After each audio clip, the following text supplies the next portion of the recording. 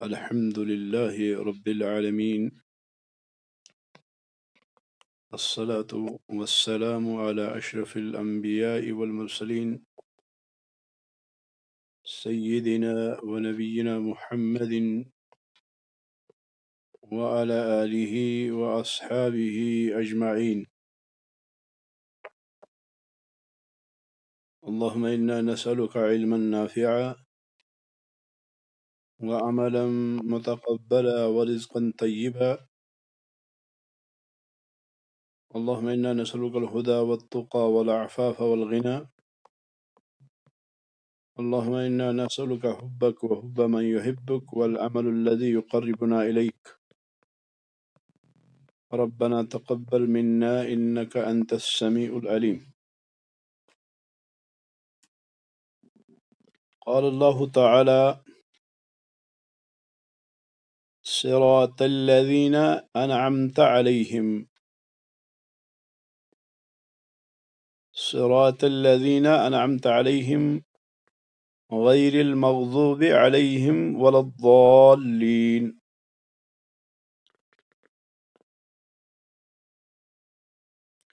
صراط الذين أنعمت عليهم یہ عطف بیان ہے الصراط المستقیم کے پر.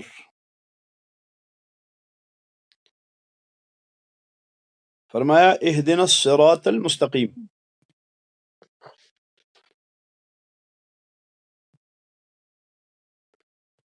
ہمیں رہنمائی فرما صراط مستقیم کی.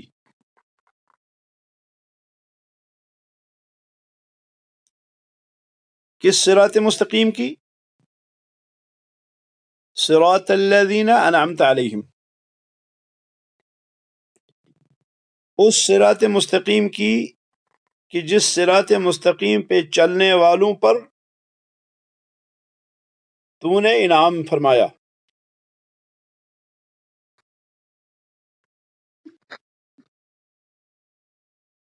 وہ صراط مستقیم کہ جس صراط مستقیم پر چلنے والوں کے لیے آپ نے انعام فرمایا. چونکہ اللہ رب العالمین کی رحمت کا تقاضا ہے انعام فرمانا. یہ اللہ رب العالمین کی رحمت کی نشانی ہے انعام ہونا. تو جن لوگوں پر تو نے انعام کیا ان لوگوں کا راستہ، یہ عطف بیان ہے. غیر المغضوب علیہم ولا الضالین، مغضوب علیہم کے علاوہ جن پر تیرا غضب ہوا ہے ان کا راستہ نہیں. ولا الضالین، اور نہ ان لوگوں کا راستہ جو گمراہ ہو گئے.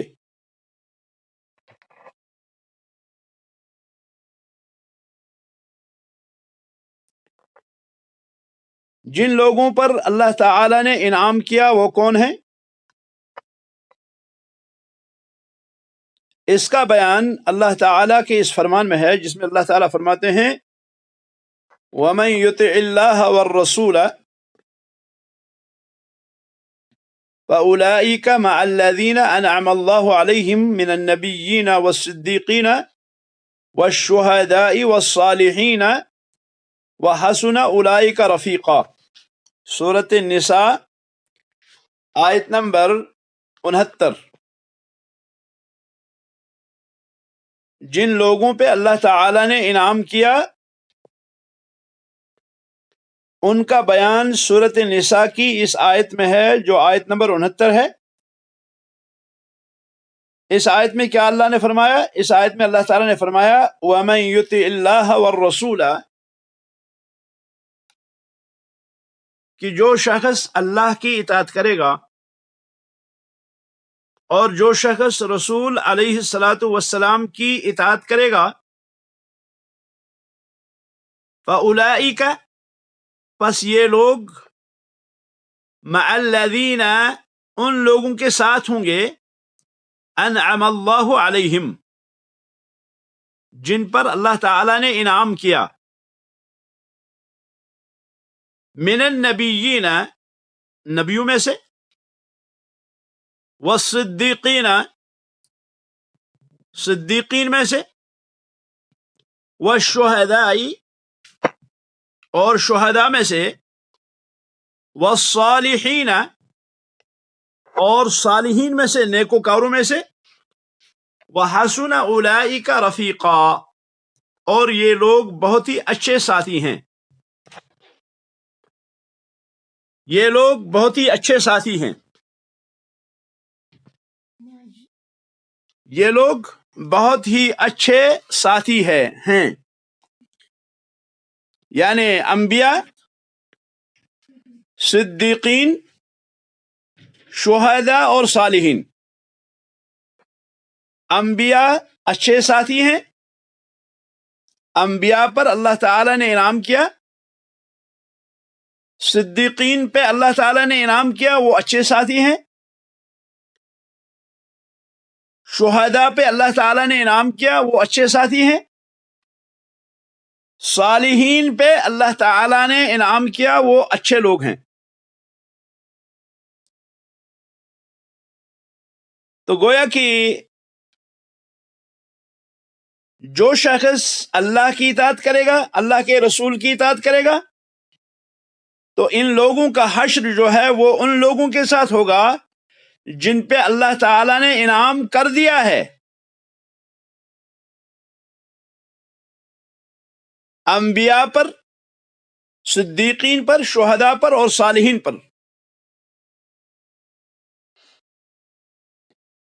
ان لوگوں پہ اللہ تعالی نے انعامات کیے. انبیاء پر اللہ رب العالمین نے انعامات کیے، اور ان انعامات میں سب سے بڑا انعام جو تھا وہ نبوت کا انعام تھا. سب سے بڑا جو انعام تھا وہ رسالت کا انعام تھا، کیونکہ نبوت اور رسالت کا انعام انبیاء کے لیے خاص ہے. یہ انبیاء اور رسولوں کے علاوہ کسی اور کو یہ انعام نہیں دیا جاتا. یہ اللہ کے چیدہ اور برگزیدہ لوگ ہوتے ہیں جو ہیں تو انسان، ہیں تو بشر، لیکن اللہ رب العالمین نے ان کو برگزیدہ بنایا ہے. اللہ رب العالمین نے ان کو چن لیا ہے. ان اللہ اصطفى من الملائکۃ رسلا ومن الناس. ان اللہ اصطفى من الملائکۃ رسلا. اللہ رب العالمین نے فرشتوں میں سے بھی اپنے پیغام پہنچانے والوں کو چن لیا ہے، اور لوگوں میں سے بھی اللہ رب العالمین نے کچھ لوگوں کو چن لیا ہے. وہ کون ہے؟ وہ انبیاء ہے علیہم الصلاۃ والسلام. تو ان لوگوں کو اللہ تعالی نے سب سے بڑی نعمت عطا فرمائی. ان کو اللہ رب العالمین نے نبوت کی نعمت سے سرفراز فرمایا.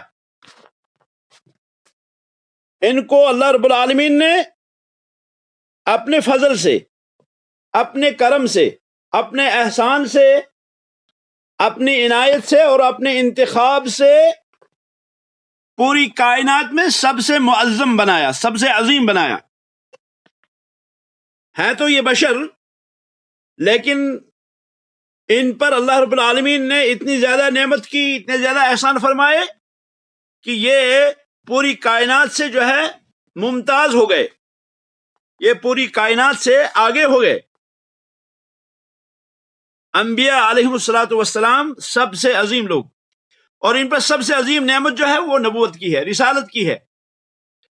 اس کے علاوہ دنیاوی اعتبار سے بھی ان پر اللہ رب العالمین نے بہت سی نعمتیں کی تھی.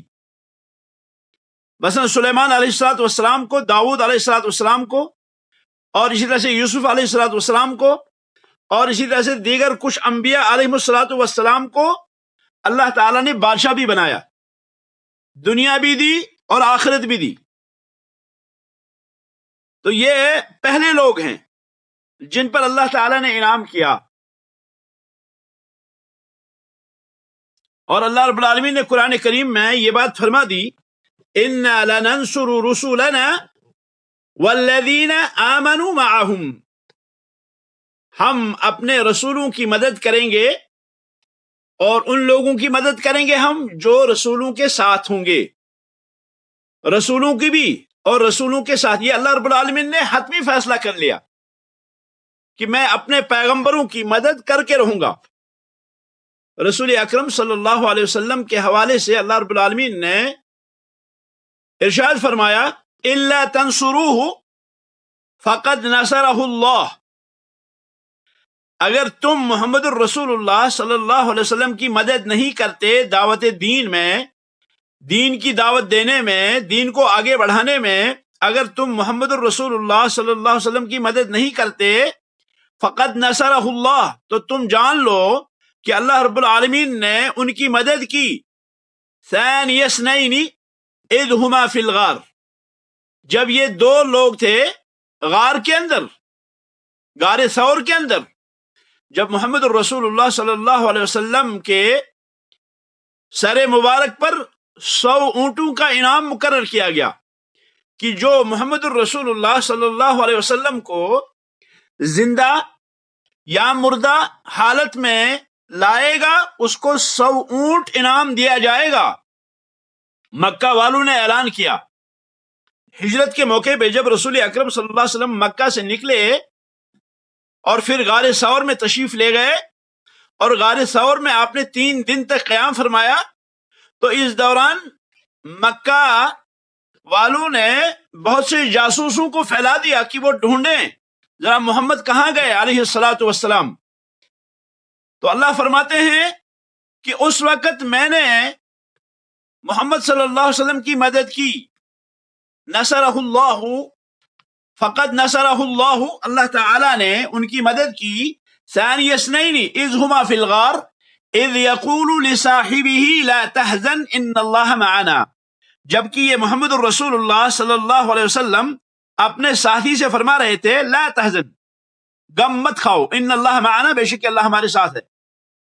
تو رسول اکرم صلی اللہ علیہ وسلم کی مدد کرنا، رسول اکرم صلی اللہ علیہ وسلم کا ساتھ دینا، رسول اکرم صلی اللہ علیہ وسلم کی سنتوں کو آگے بڑھانا، ان کے بارے میں بھی اللہ نے وعدہ کیا ہے انا لننصر، ہم مدد کریں گے. ایک تو رسولوں کی کریں گے اور پھر رسولوں کے ساتھ چلنے والوں کی بھی ہم مدد کریں گے، جو رسولوں کا مشن آگے بڑھاتے ہیں، جو رسولوں کا مشن آگے لے جاتے ہیں، جو رسولوں کی باتوں کی تبلیغ کرتے ہیں، رسولوں کی باتوں کو کائنات تک پہنچاتے ہیں، ہم ان کی بھی مدد کریں گے.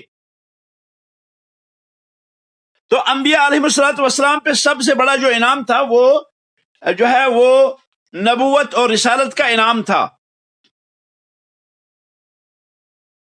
تو گویا کہ اللہ تعالیٰ فرماتے ہیں کہ جو اللہ کی اطاعت کرتا ہے، جو رسول کی اطاعت کرتا ہے علیہ الصلوۃ والسلام کی، فَأُولَئِكَ مَعَ الَّذِينَ أَنْعَمَ اللَّهُ عَلَيْهِمْ، تو یہ لوگ یعنی اللہ کی اطاعت کرنے والا، اللہ کے رسول کی فرما برداری کرنے والا، اللہ کی فرما برداری کرنے والا، رسول اللہ صلی اللہ علیہ وسلم کی فرما برداری کرنے والا جو ہے وہ کیا ہے؟ یہ ان لوگوں کے ساتھ ہوں گے مَعَ الَّذِينَ أَنْعَمَ اللَّهُ عَلَيْهِمْ، یہ ان لوگوں کے ساتھ ہوں گے جن پر اللہ تعالیٰ نے انعام کیا انبیاء میں سے. ایک بار ثوبان رسول اکرم صلی اللہ علیہ وسلم کے غلام، آزاد کرتا غلام ثوبان رضی اللہ تعالی عنہ مسجد میں تشریف فرما تھے اور وہ اپنے سر کو نیچے کیے ہوئے اپنے گھٹنوں کے دوران جو ہے تھامے ہوئے تھے اور وہ بیٹھے تھے. نبی علیہ الصلوۃ والسلام تشریف لائے اور کہا ثوبان کو پکارا، لیکن ثوبان وہ جو ہے سن ہی نہیں رہے ہیں. دوبارہ کہا ثوبان، وہ سن ہی نہیں رہے ہیں، وہ اسی طرح سر کو اپنے دونوں گھٹنوں کے درمیان رکھے ہوئے سوچ میں پڑے ہیں، متفکر ہیں. تیسری بار پھر فرمایا، پھر جواب نہیں دیا ثوبان نے. آخر کار ثوبان جو ہے وہ پتہ چلا کہ رسول اکرم صلی اللہ علیہ وسلم مجھے بلا رہے ہیں، تو فرمایا صوبان کیا بات ہے، تم بڑے متفکر تھے، کس بات میں سوچ رہے تھے؟ تو صوبان نے کہا اللہ کے نبی، میں یہ سوچ رہا تھا کہ دنیا میں ہمیں کبھی اشتیاق ہوتا ہے، کبھی شوق پیدا ہوتا ہے، کبھی جذبہ پیدا ہوتا ہے کہ ہم محمد الرسول اللہ صلی اللہ علیہ وسلم کا دیدار کریں، ہم رسول اکرم صلی اللہ علیہ وسلم کو دیکھیں، تو ہم اپنے بال بچوں کو سب کو چھوڑ کے آتے ہیں اور آپ کی زیارت سے مشرف ہوتے ہیں، آپ کی زیارت سے اپنی آنکھوں کو ٹھنڈک پہنچاتے ہیں۔ یہ ہمارے لیے کوئی مشکل نہیں کہ آج جہاں چاہیں ویسے وہاں جو ہے ہم کیا ہیں، آپ کو دیکھ سکتے ہیں، آپ کا دیدار کر سکتے ہیں۔ چونکہ صحابہ رضوان اللہ علیہم اجمعین کو اللہ رب العالمین نے بہت بڑا انعام کیا تھا کہ صحابہ رضوان اللہ علیہم اجمعین رسول اکرم صلی اللہ علیہ وسلم کا دیدار کرتے تھے گاہے بگاہے، بلکہ بعض نے تو اپنے سب کچھ چھوڑ چھاڑ کر وہ خدمت نبوی میں حاضر رہے، مثلا ابو ہریرہ رضی اللہ عنہ، انہوں نے سب کچھ چھوڑ کر یہ ہمیشہ رسول اکرم صلی اللہ علیہ وسلم کی خدمت میں رہا کرتے تھے۔ تو بہرحال ثوبان رضی اللہ تعالی عنہ نے فرمایا اللہ کے نبی، یہاں ہمیں شوق ہوتا ہے کہ ہم رسول اللہ صلی اللہ علیہ وسلم کا دیدار کریں، تو ہم آتے ہیں اور آپ کے دیدار سے مشرف ہوتے ہیں، لیکن سوال یہ ہے قیامت کے دن ہم کیسے آپ کا دیدار کریں گے؟ کیونکہ انبیاء کے درجے سب سے اونچے ہوں گے، اب انبیاء کے مقامات سب سے اونچے ہوں گے، اور ہم صحابی ہیں اور ہمارے جو ہے مقام نیچے ہوں گے، ہمارے مقامات ہمارے درجے نیچے ہوں گے، تو ہم نیچے درجے والے بڑے درجے والوں کو کیسے پہنچ پائیں گے، ہم وہاں تک کیسے جا سکیں گے؟ ثوبان رضی اللہ تعالی عنہ نے یہ سوال کیا کیا کہ جبریل امین علیہ الصلوۃ والسلام اس آیت کریمہ کو لے کے حاضر ہوئے کہ جو اللہ کی اطاعت کرتا ہے، جو رسول اکرم صلی اللہ علیہ وسلم کی اطاعت کرتا ہے، وہ قیامت کے دن کیا ہوگا؟ انبیاء کے ساتھ ہوگا۔ تو رسول اکرم صلی اللہ علیہ وسلم نے فرمایا ان سے انک مع من احببت، کہ آپ قیامت کے روز اس کے ساتھ ہوں گے جس کے ساتھ تم محبت کرو گے۔ اور پھر انس بن مالک رضی اللہ تعالی عنہ جب اس حدیث کو دہراتے تھے تو وہ کہتے تھے میں قیامت کے دن رسول اللہ صلی اللہ علیہ وسلم کے ساتھ ہوں گا، میں قیامت کے دن ابو بکر کے ساتھ ہوں گا، میں قیامت کے دن عمر کے ساتھ ہوں گا۔ تو گو کہ صحابہ رضوان اللہ علیہم اجمعین کے لیے یہ آیت کریمہ ایک عظیم، جس کو آپ کہیں گے پیشن گوئی، ایک عظیم تحفہ جو ہے وہ ملا۔ تو اس میں سب سے پہلے کیا ہے؟ اس میں سب سے پہلے یہ ہے کہ جو شخص اللہ کی اطاعت کرتا ہے، جو رسول اکرم صلی اللہ علیہ وسلم کی اطاعت کرتا ہے، وہ انبیاء کے ساتھ ہوگا قیامت کے دن، وہ انبیاء کے ساتھ ہوگا قیامت کے دن۔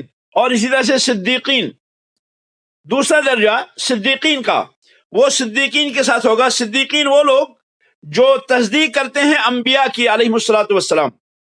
انبیاء کی تصدیق کرنا بھی بہت بڑی عبادت ہے، انبیاء علیہم الصلوۃ والسلام کی تصدیق کرنا بھی بہت بڑی عبادت ہے، دین کا بہت بڑا حصہ ہے، دین کا بہت بڑا رکن جس کو آپ کہیں تصدیق کرنا ہے انبیاء علیہم الصلوۃ والسلام کی۔ تو صدیقین، صدیق کی جمع یعنی اس شخص کی جو تصدیق کرتا ہے انبیاء علیہم الصلوۃ والسلام کی، جس نے بھی نبیوں کی تصدیق کی، جس نے بھی اللہ کی کتاب کی تصدیق کی، جس نے بھی اللہ کی تصدیق کی، ان کو ہم صدیقین کہیں گے۔ تو ان لوگوں کے ساتھ وہ شہداء، اور اسی طرح سے شہداء کے ساتھ ہوں گے۔ شہداء عظیم ترین لوگ ہیں جو اپنی جان کو اللہ کے دین کی سربلندی کے لیے کھپا دیتے ہیں، جو اپنی زندگی کو خرچ کر دیتے ہیں، اپنے سر کو کٹا دیتے ہیں۔ مقصد ان کا جو ہوتا ہے وہ اللہ کے دین کی سربلندی، مقصد ان کا جو ہوتا ہے وہ اللہ رب العالمین کے دین کی ترویج۔ وہ لوگوں کو دین کی دعوت دیتے ہیں، وہ لوگوں کو اللہ وحدہ لا شریک کی وحدانیت، رسول اکرم صلی اللہ علیہ وسلم کی رسالت کی گواہی دیتے ہیں، جو ہے گواہی کی دعوت دیتے ہیں، اور جو مانتا ہے اس کو وہ آمنا و صدقنا کہتے ہیں، جو نہیں مانتا، اگر اسلامی شریعہ ہے، اگر اسلامی حکومت ہے، تو ان کو حق ہے کہ وہ کیا کریں، وہ ان سے جزیہ طلب کریں، اور اگر جزیہ بھی وہ نہیں دیتے تو پھر ان کے ساتھ قتال جو ہے وہ واجب ہوا ہے۔ اور قتال میں جو ہے اللہ تعالیٰ نے فرمایا الذین آمنوا یقاتلون فی سبیل اللہ، کہ ایمان والے اللہ کی راہ میں لڑتے ہیں، والذین کفروا یقاتلون فی سبیل الطاغوت، اور کافر لوگ جو ہیں وہ کیا ہیں، وہ طاغوت کے راستے میں لڑتے ہیں۔ تو اللہ کی راہ میں اپنی جان کو گنوا دینے والے لوگ شہداء ہیں، جنہوں نے اللہ کے کلمے کو سربلند کرنے کے لیے، اللہ رب العالمین کے دین کو سربلند کرنے کے لیے شروط کے ساتھ، ضوابط کے ساتھ لڑا اللہ کی راہ میں، اور پھر انہوں نے اپنی جان دی، ان کو ہم شہید کہیں گے۔ تو شہداء کے ساتھ، اور یہ شہداء جو ہیں ان کے بڑے فضائل ہیں، بڑے مناقب ہیں. تو فرمایا اللہ تعالیٰ نے من النبیین والصدیقین والشہداء، اور یہ جو ہے صالحین کے ساتھ، یہ جو ہے شہداء کے ساتھ ہوگا، والصالحین، اور صالحین لوگوں کے ساتھ ہوگا. صالحین انبیاء کو بھی کہا گیا ہے، اور صالح نیک لوگوں کو بھی کہا گیا ہے.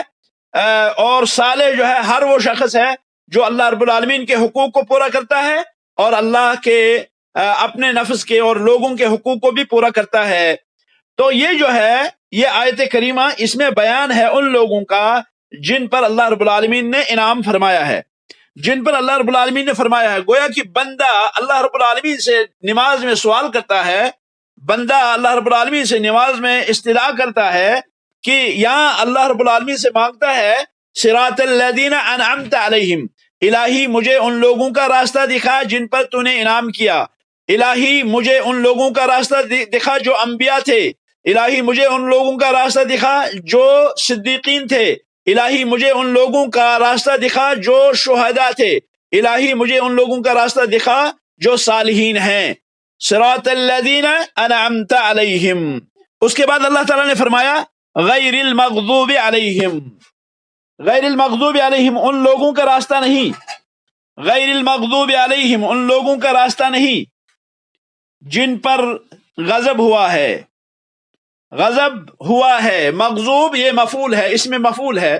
المغضوب مفعول کے وزن پر، یعنی وہ شخص جس پہ اللہ کا غضب ہوا ہے اس کو ہم کہیں گے مغضوب علیہم، اس کو ہم کہیں گے مغضوب علیہ. تو اللہ تعالیٰ نے فرمایا غیر المغضوب علیہم، اور یہ کون لوگ ہیں مغضوب علیہم؟ یہ یہود ہیں، یہ یہودی ہیں، یہودی مغضوب علیہم ہیں، ان پر اللہ کا غضب ہوا ہے. اللہ تعالیٰ نے فرمایا کہ ہم نے ان پر کیا کیا؟ ہم نے ان پر غضب نازل کیا.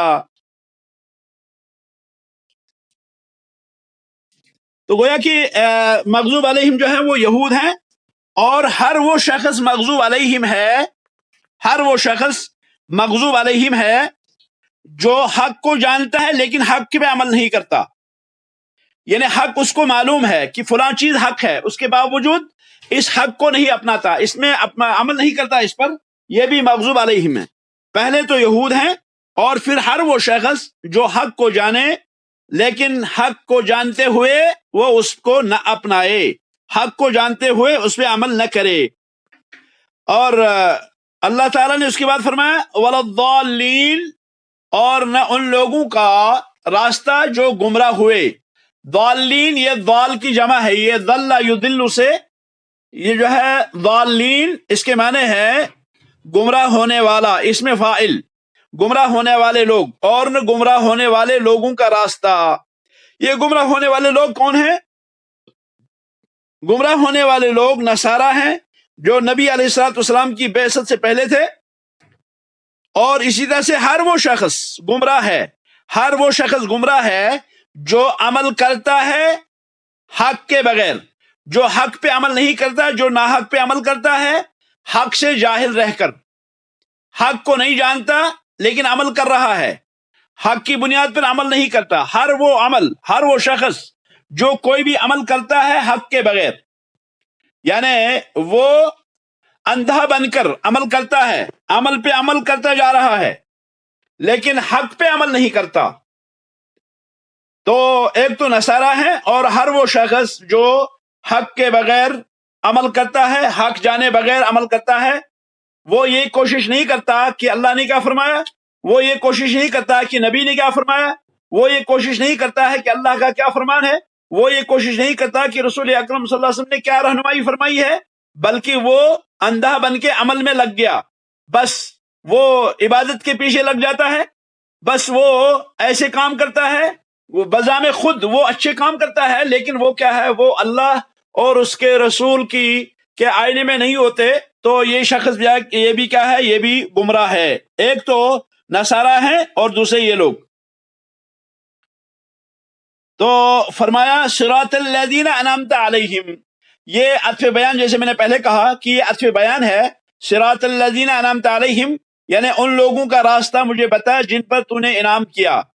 غیر المغضوب علیہم ان لوگوں کا راستہ نہ بتا جن پر تیرا غضب ہے، جن پر غضب کیا گیا. ولا الضالین، اور نہ ان لوگوں کا راستہ جو گمراہ ہوئے۔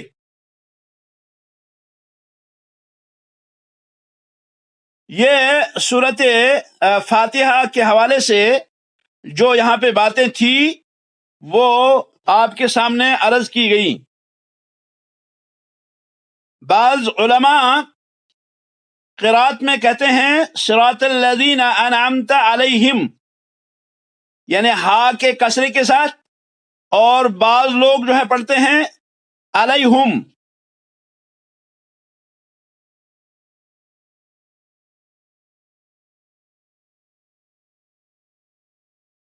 اس میں خیال یہ رکھیں کہ اس قرات کو عوام کے سامنے نہ پڑھیں، بلکہ اپنے پاس اس کو رکھیں، کیونکہ عوام کے لیے یہ فتنے کا سبب ہوگا، اور عوام جو ہے وہ جو ہے وہ کہے گی کہ قرآن میں اختلاف آ گیا، نعوذ باللہ۔ تو اس لیے جو ہے بہتر یہ ہے کہ ہم ان قرات کو ذکر نہ کریں۔ البتہ ایک قرات کی گئی ہے صراط الذین انعمت علیہم، اور قرات صحیح ہے، قرات درست ہے، لیکن ہمیں چاہیے کہ ہم جو ہے وہ قرات لوگوں کے سامنے نہ کریں جو لوگ نہ جانتے ہوں، کیونکہ یہ لوگوں کے لیے فتنے کا سبب بنے گا۔ پہلی بات تو اس میں یہ ہے کہ عوام جو ہیں وہ دیکھیں گے کہ یہ عظیم قرآن، جو قرآن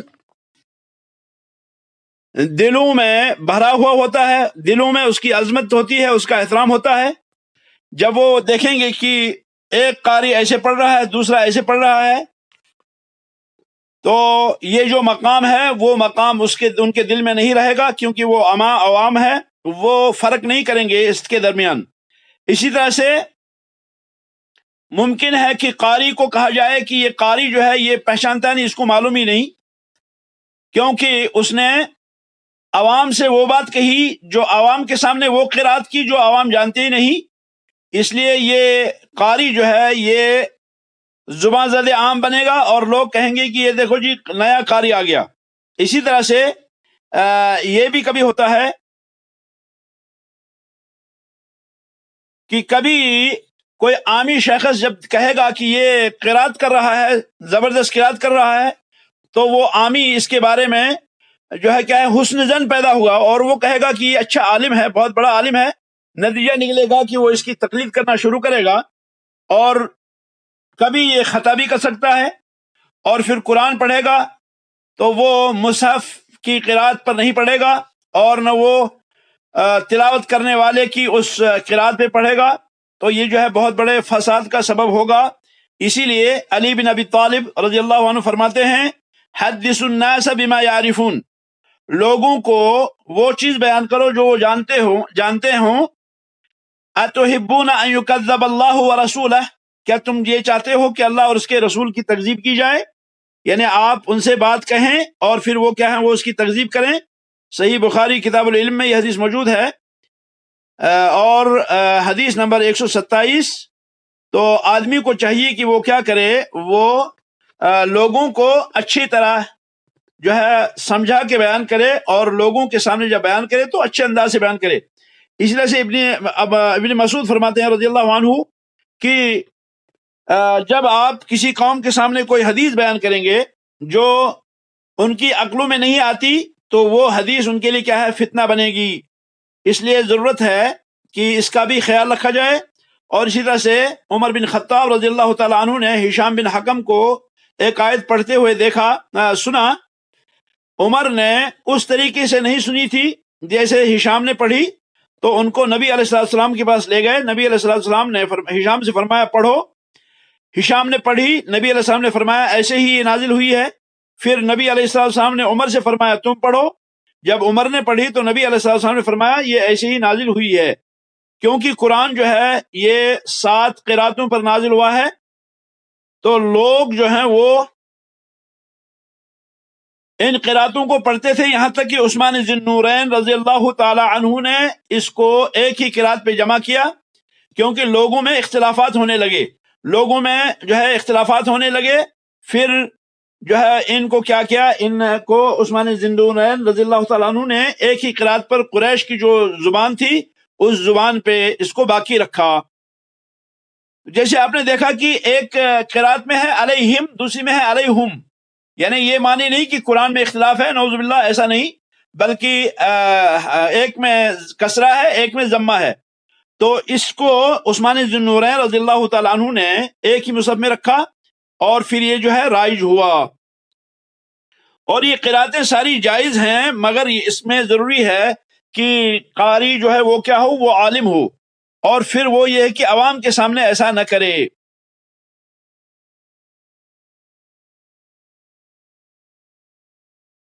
آپ نے دیکھا کہ عمر رضی اللہ تعالیٰ عنہ نے ایسا جو ہے عمل انجام دیا کہ انہوں نے اس شخص کو نبی علیہ السلام کی جو ہے خدمت میں پیش کیا، اور پھر نبی علیہ السلام نے ان دونوں کی تائید کی۔ تو آدمی کو چاہیے کہ وہ فتنوں سے بچے اور فتنوں کے اسباب سے بچے، اور ایسا جو ہے ذکر نہ کرے۔ یہ تو ضمن میں نے بات کہی، تو اللہ رب العالمین نے یہاں پہ فرمایا غیر المغضوب علیہم ولا الضالین، ان لوگوں کا راستہ نہیں جن پر غضب ہے اور جو گمراہ ہوئے۔ ان آیات مبارکہ کے فوائد میں سے ایک فائدہ یہ ہے کہ پہلے اللہ تعالیٰ نے اجمالاً ذکر کیا صراط مستقیم کو، اور پھر اس کی تفصیل بیان فرمائی صراط الذین انعمت علیہم، گویا کہ اہدنا الصراط المستقیم، ہم کو صراط مستقیم کی رہنمائی فرما۔ تو یہ آیت کریمہ مجمل ہے، بھائی صراط مستقیم کس کو کہیں گے؟ تو پھر اللہ تعالیٰ نے خود ہی اس کی تفصیل بیان فرمائی۔ اور کبھی ایسا ہوتا ہے کہ ایک جگہ پر اللہ تعالیٰ جو ہے کوئی آیت مبارکہ اجمالاً ذکر کرتے ہیں، دوسری جگہ اس کی تفصیل بیان فرماتے ہیں۔ تو اس کی ایک مثال یہ ہمارے سامنے ہے کہ پہلی آیت جو ہے یہ مجمل ہے، اور دوسری آیت جو ہے وہ مفصل ہے، وہ اس کی تفصیل ہے۔ تو یہ جو ہے صراط الذین انعمت علیہم یہ مفصل ہے، کیونکہ یہاں پہ پہلے اجمال آیا اور پھر اس میں تفصیل۔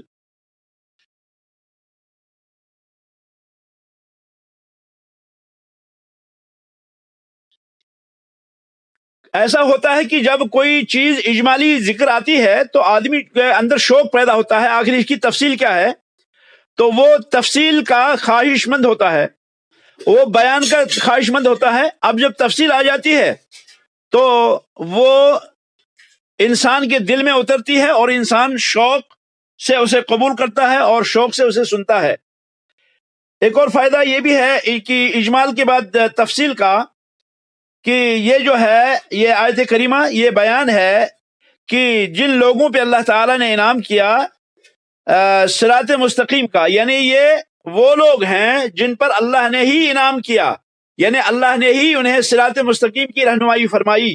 یہ اللہ ہی کا فضل ہے کہ اللہ رب العالمین نے انبیاء، صدیقین، شہداء اور صالحین کو رہنمائی فرمائی۔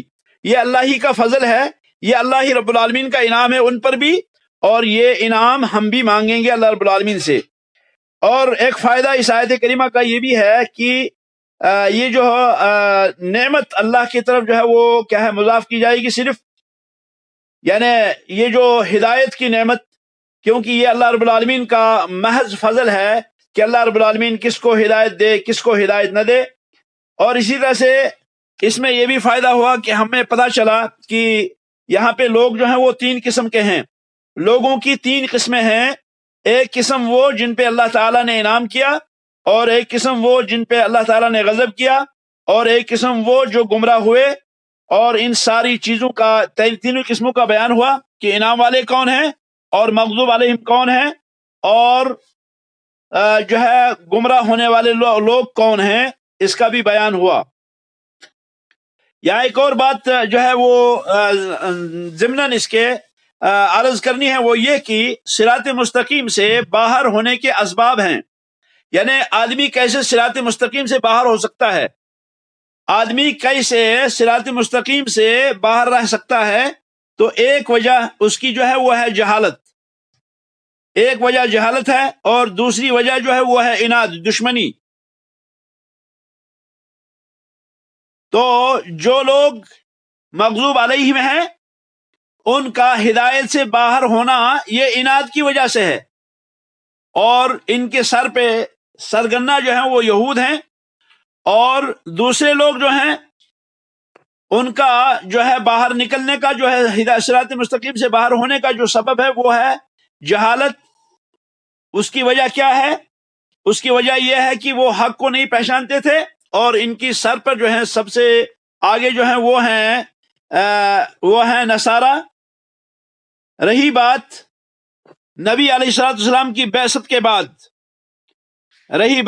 نبی علیہ الصلوۃ والسلام کی بعثت کی بات کی، تو ان لوگوں نے حق کو تو جانا لیکن اس کی مخالفت کی، لہذا وہ اور یہود سارے برابر ہو گئے، کیونکہ نصارہ نے نبی علیہ السلام کو پہچانا،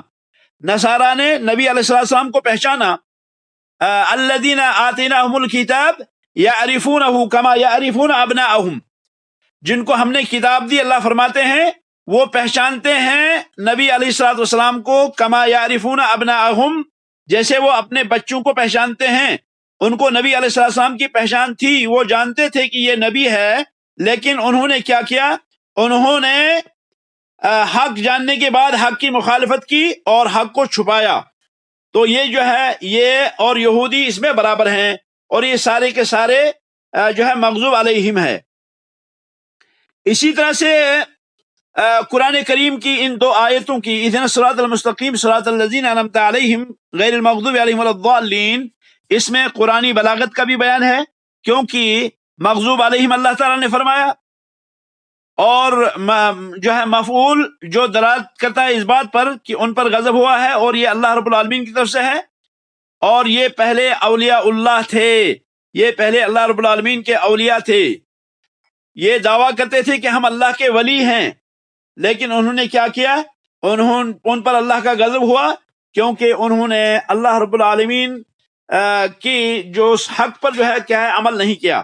اسی طرح سے کہ سب سے پہلے جس کو مقدم کیا جائے گا وہ سخت آدمی کو کیا جائے گا، تو پہلے جو ہے ذکر ہوا مغضوب علیہم کا، پھر ضالین کا ذکر ہوا، گویا کہ مغضوب علیہم زیادہ خطرناک قسم کے لوگ ہیں، زیادہ برے لوگ ہیں، اور ضالین دوسرے درجے کے برے لوگ ہیں۔ تو مخالف جو ہے علم کی خلاف کرنے والا، جو ہے علم کی مخالفت کرنے والا، جو شخص علم کی مخالفت کرتا ہے اس کا حق کی طرف لوٹنا بڑا مشکل ہوتا ہے، برخلاف اس شخص کے جو شخص جہالت کی وجہ سے مخالفت کرتا ہے۔ یعنی مخالفت کرنے والے کے لوگ دو قسم کے ہوتے ہیں، ایک وہ لوگ جو حق جانتے ہیں لیکن حق کی مخالفت کرتے ہیں، دوسرے وہ لوگ ہیں جن کو حق کا پتہ نہیں ہے، تو دونوں غلط، لیکن جو حق جانتے ہوئے اس کی مخالفت کرتے ہیں وہ زیادہ سخت قسم کے لوگ ہوتے ہیں، اور جو لوگ حق کو جہالت کی وجہ سے نہیں جانتے وہ دوسرے قسم کے لوگ ہیں۔ تو یہ عظیم ترین صورت ہے سورۃ بقرہ، سورۃ فاتحہ جو مکمل ہوئی، انشاءاللہ جو ہے اس کے کچھ فوائد جو علامہ ابن قیم رحمہ اللہ نے ذکر کیے ہیں ان فوائد کا ذکر کیا جائے گا اس کے بعد، اور اللہ رب العالمین توفیق دے۔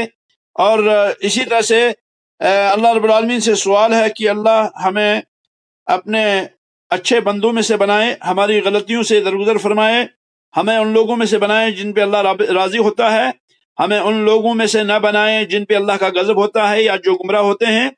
اللہم ارنا الحق حقا وارزقنا اتباعہ وارنا الباطل باطلا وارزقنا اجتنابہ۔